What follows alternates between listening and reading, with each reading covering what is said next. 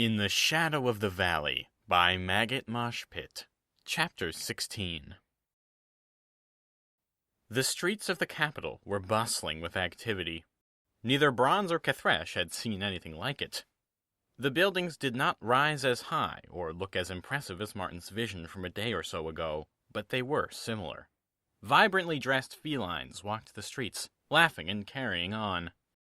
The smell was horrible, however. A shout rang out from above, and someone dumped a bucket onto the street beside them, causing Marten to jump. Hey! Bronze chuckled. Marten just gave him a look. Kethresh spotted the tower first. It rose above every other building with its huge spire, which stabbed the sky with its black marble blade. In fact, the whole tower was built from black marble and looked very anachronistic next to the old, crumbling stone buildings of the city proper. The three looked at each other from their dark, obscuring hoods. Marten spoke. Well, that has to be it. Let's go. They began walking up the street. As people passed, they seemed to avoid the three as much as possible, sometimes edging up against buildings to avoid them. They walked along the middle of the walkway, parting the crowds and leaving a wake. Marten glimpsed the face of someone who ventured too close.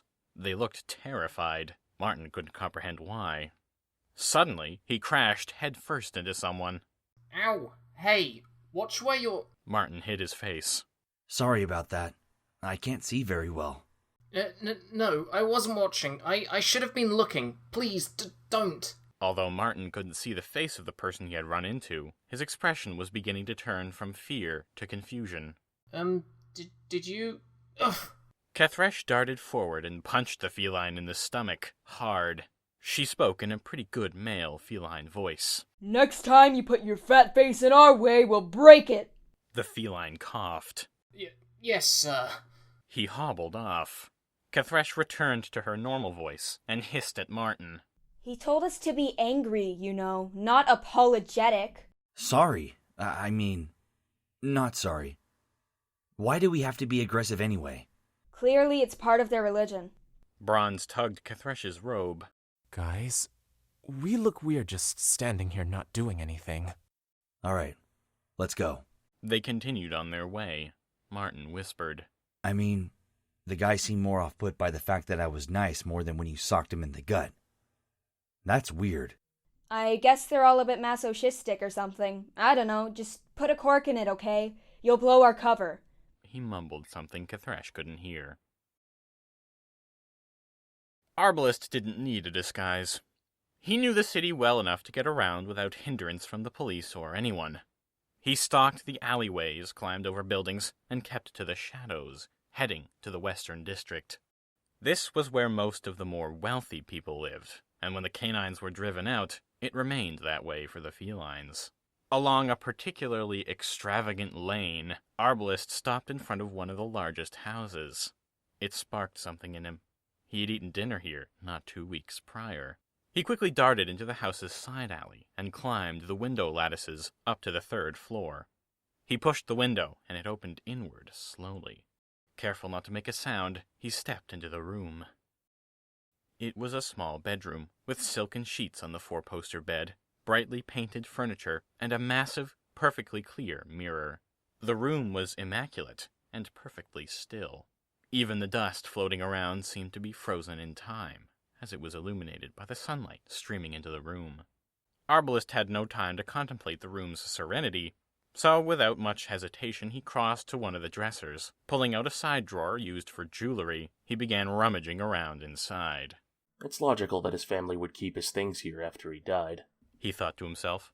But to Arbalest's distress, his search did not turn up what he was looking for. In a moment of anger, Arbalest loudly slammed the drawer shut. Freezing in shock, he listened to the house. Footsteps could be heard coming up the stairs. Quickly he darted for the window, but the wind had closed it, and the catch had locked into place.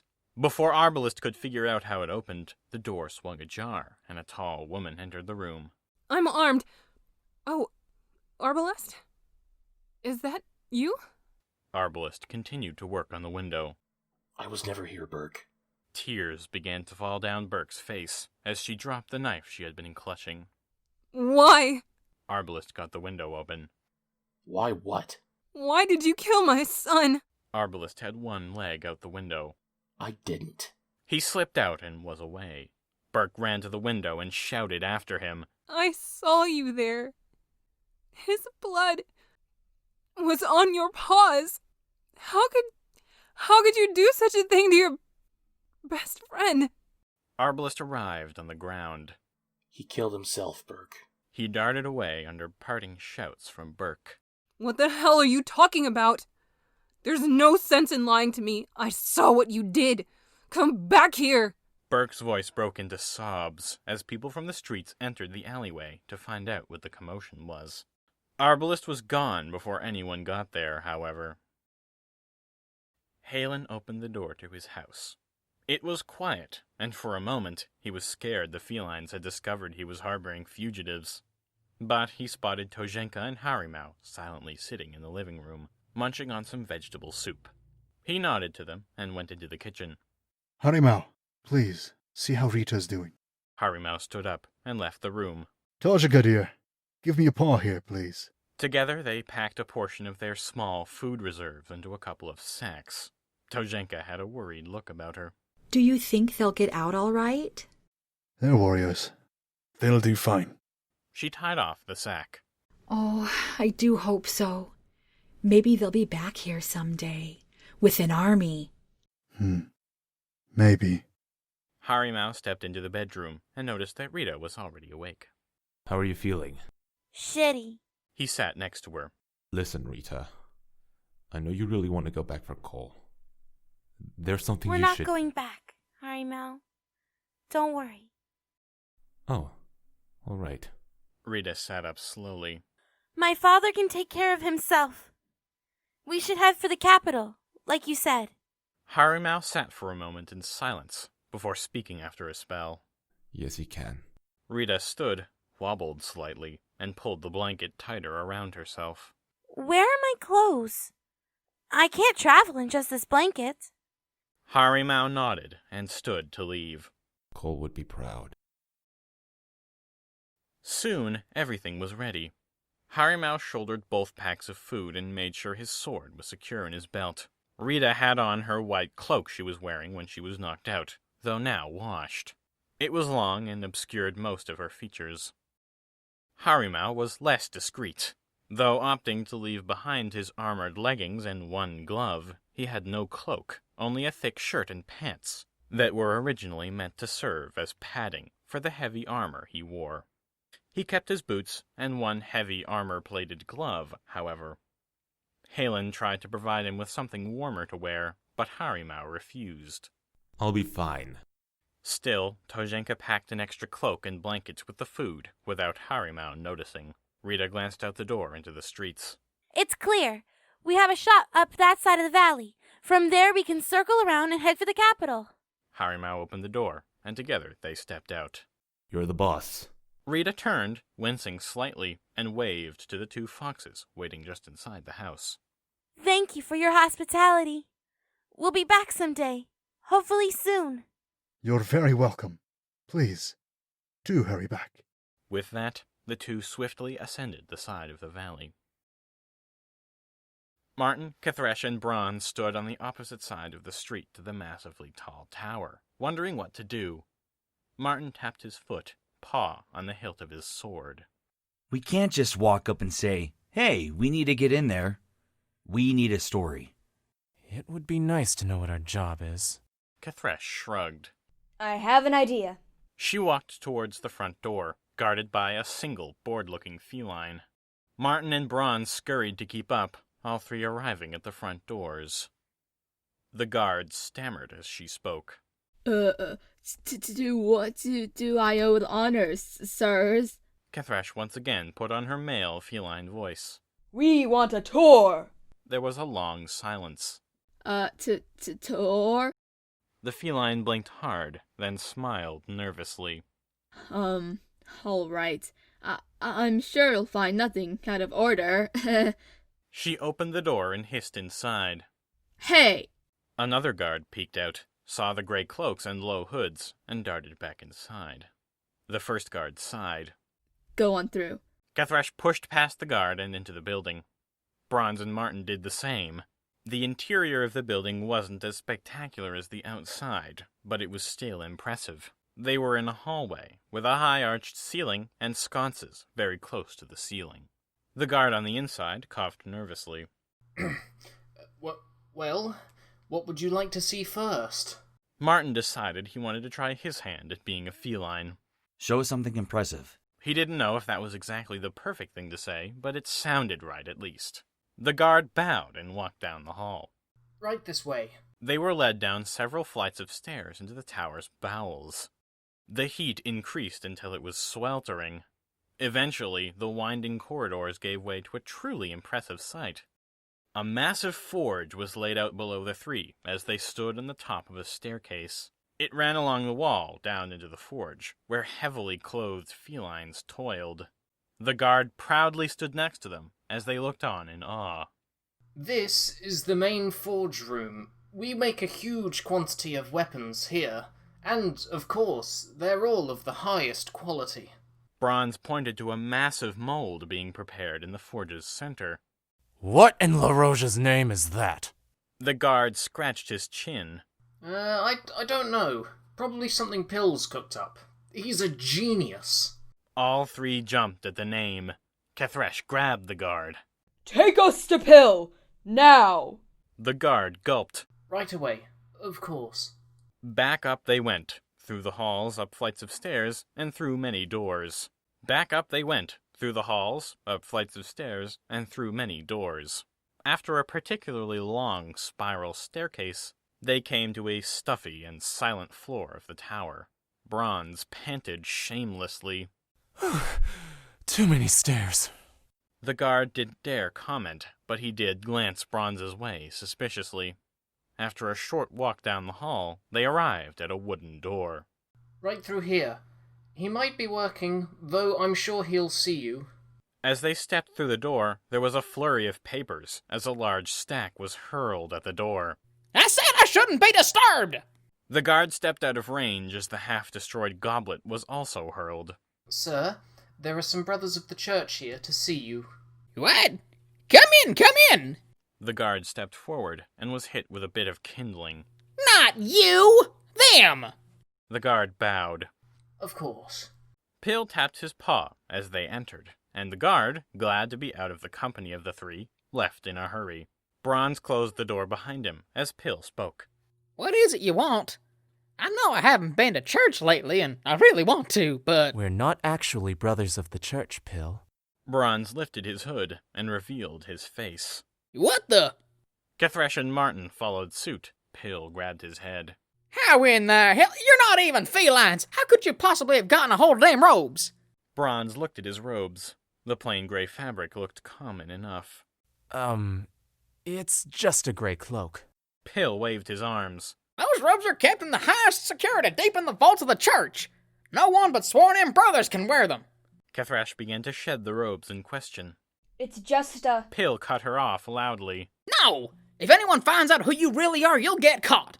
They'll kill you, and who might you be anyway? I don't think I caught your names. Kethresh. Marten. And I'm... Wait! Something about your face. It strikes me with a strange sense of familiarity. Brom? No. It has been too many years, and time could not have been that kind to you. Bronze gulped. Brom is my father. Pill's face lit up. Really? You're that little tyke then. Bronze. Yes. No, I'd name that. Never mind. Why are you here? Marten stepped forward. I'm looking for a way to rescue my daughter, and possibly liberate my town from the felines. Kethresh chimed in. I wanted to speak with you about something, and then I will be following Marten. Bronze gulped once more, visibly nervous about something. I was wondering if you could tell me about Brom. Pill tapped his foot impossibly fast, then pointed at Kethresh. I know I used to be a wise man and answer questions and help people and all that, and I used to love it.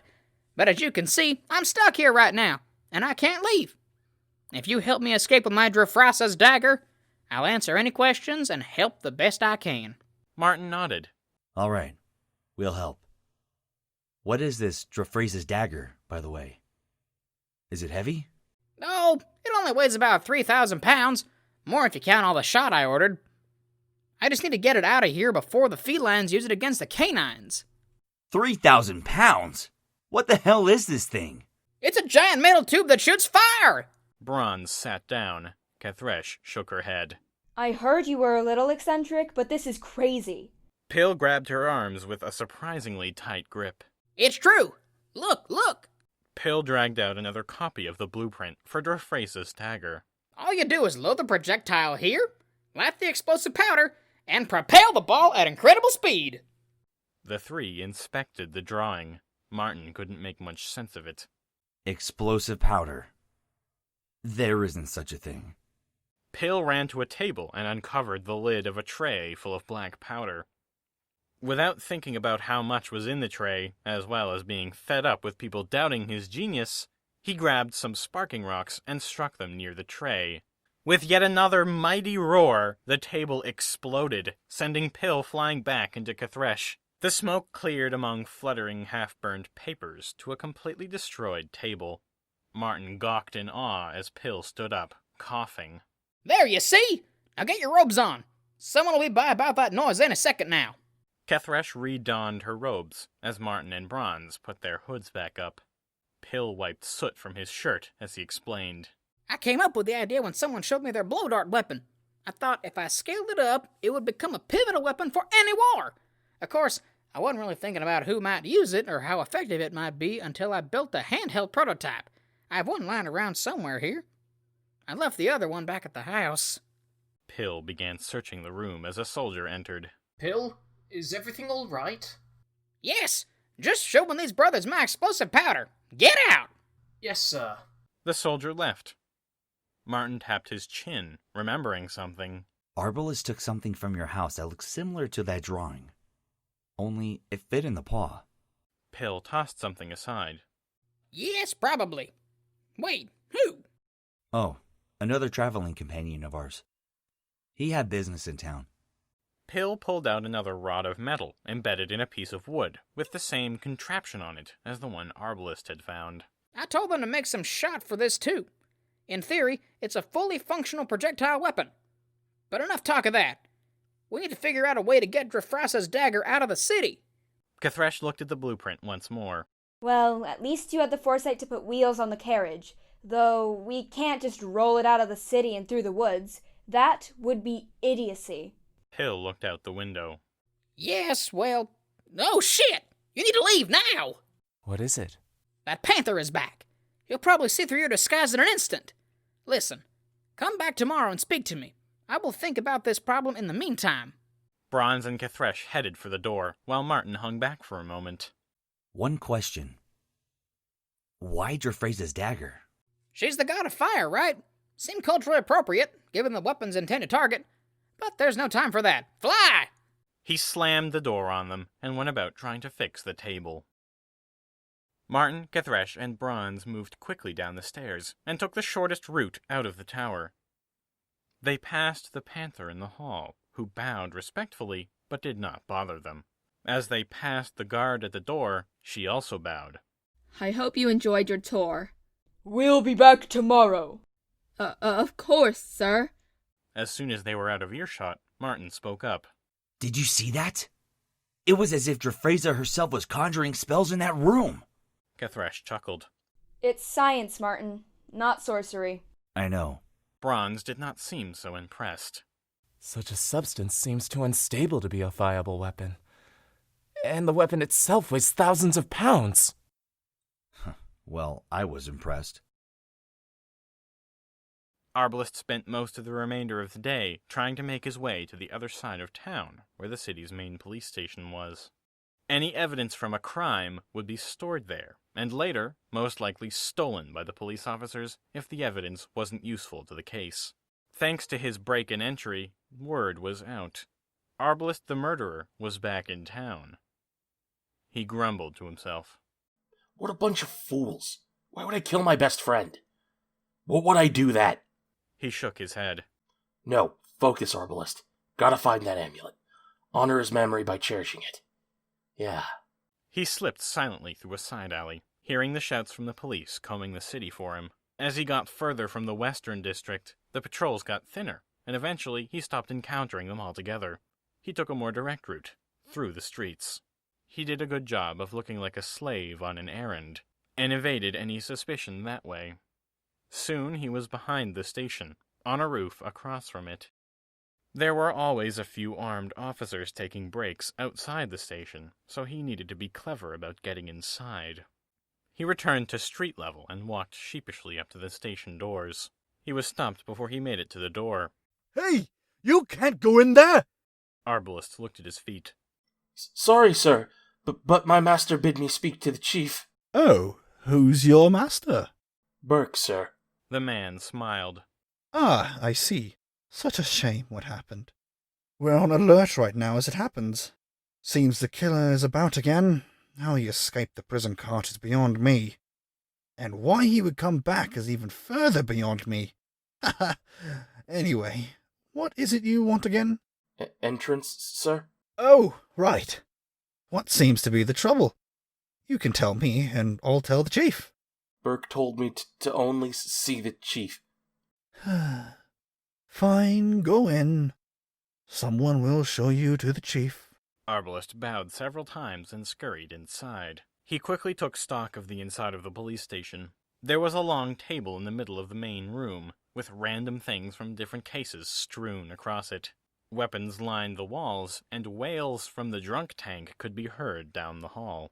A bored-looking fellow glanced up from the sword he was polishing. Hey, what? Seeing as the policeman was the only person in the room, Arbalest dealt him a swift blow to the windpipe, knocking him over. He grabbed the sword and clubbed the feline over the head. Running towards the back, he tried to remember where the vault of evidence was. He had only been to the station once, and he was very young. Taking a left, he came upon the room by complete accident.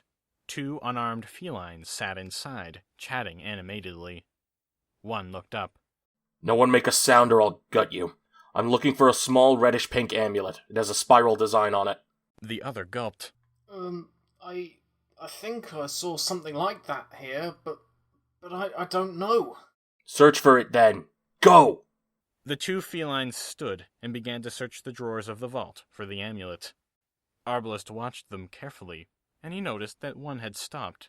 Did you find it? The feline spun around holding a dagger, clearly taken from evidence.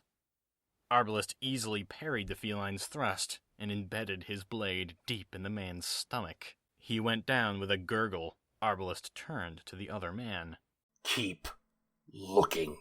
With a terrified look on his face, the feline shakily held up the amulet. Arbalest snatched it, and in the same motion, smacked the feline over the head with the flat of his blade. The feline at the door was whistling when Arbalest exited the station. Everything in order? Yes, thank you, sir. As Arbalest walked away, the officer noticed he had blood on his shirt. He straightened up. Huh? I didn't take Burke as the kind to punish his slaves that severely. Marten, Cathresh, and Bronze sat in Cress's bookstore, not knowing where else to go. Marten emerged from the back of the store. He's not here. I guess we'll just squat here for a while. Bronze looked out the window at a black sky. It had gotten dark very quickly. I don't see the harm in it. Suddenly, the door burst open, and a figure ran through. The figure stayed for a while at the door, and turned around, face illuminated by the candlelight of the bookstore. Arbalest? Oh, hey guys. I got what I came for. Bronze blinked hard. I thought you were gone for good. Arbalest joined them on the floor of the store. Well, I was. Now I'm not. There was an awkward silence, until Marten spoke up. Now that you have whatever it is, where will you go? I don't know. They sat in silence for a while. Can I come with you? Harimau was having an internal conversation with himself, as he and Rita sat around a fire, preparing to sleep. Rita was gazing into the fire, unaware Harimau was staring at her. She'll find out eventually, Harimau. You should tell her now and apologize for lying. No! If you do that, she'll probably run off on you. Where would she go? Her father is dead and you're deep in feline territory. If she thought about it logically, you're the safest bet she's got. Safest bet? You lied to her and now taking her to another war zone. She's better off running into the woods alone. Harimau blinked, noticing that Rita was now staring at him. Sorry about that. Lost in thought. We'll finish this argument later. Rita chuckled. Oh, it's all right, Harimau. He nodded, then yawned involuntarily. Rita laughed at him. He grumbled, then spread the cloak and blanket over himself, glad someone had sneaked it into his bag. Good night, Rita.